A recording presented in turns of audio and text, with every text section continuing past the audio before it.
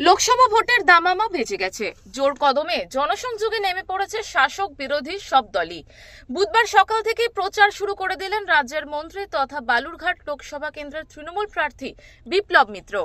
গত 10ই মার্চ ব্রিগেডের সভা থেকে বালুরঘাট লোকসভা কেন্দ্রের তৃণমূল প্রার্থী হিসেবে বিপ্লব মিত্রের নাম ঘোষণা করেছিলেন দলনেত্রী মমতা বন্দ্যোপাধ্যায়। বুধবার সকালে গঙ্গারামপুরে নিজের বাসভবনে ফেরেন বিপ্লব মিত্র। তার সমর্থকেরা গঙ্গারামপুর স্টেশনে গিয়ে তাকে স্বাগত জানায়। এরপরে বিশাল মিছিল করে অনুগামীরা তাকে তার বাড়িতে নিয়ে যায়, আর তারপরই প্রচারে নেমে পড়লেন বিপ্লব মিত্র। পরে সাংবাদিকদের মুখোমুখি হয়ে তৃণমূল প্রার্থী বলেন, বালুরঘাটের মানুষ তৃণমূলকেই চায়।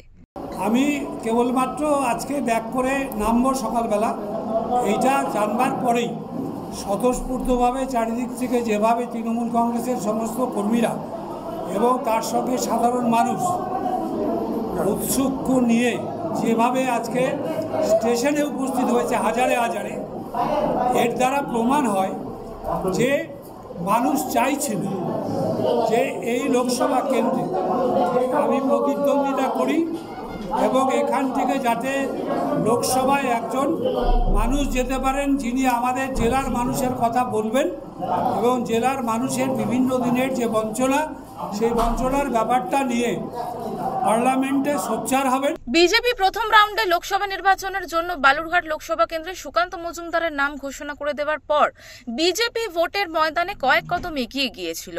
তৃণমূলের পক্ষ থেকে পাল্টা বিপ্লব মিত্রের নাম ঘোষণা হতেই লড়াই জমে উঠেছে লোকসভা কেন্দ্রে।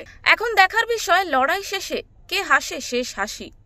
দক্ষিণ 24 পরগনা থেকে শঙ্কু কর্মকারের রিপোর্ট, ওঙ্কার বাংলা।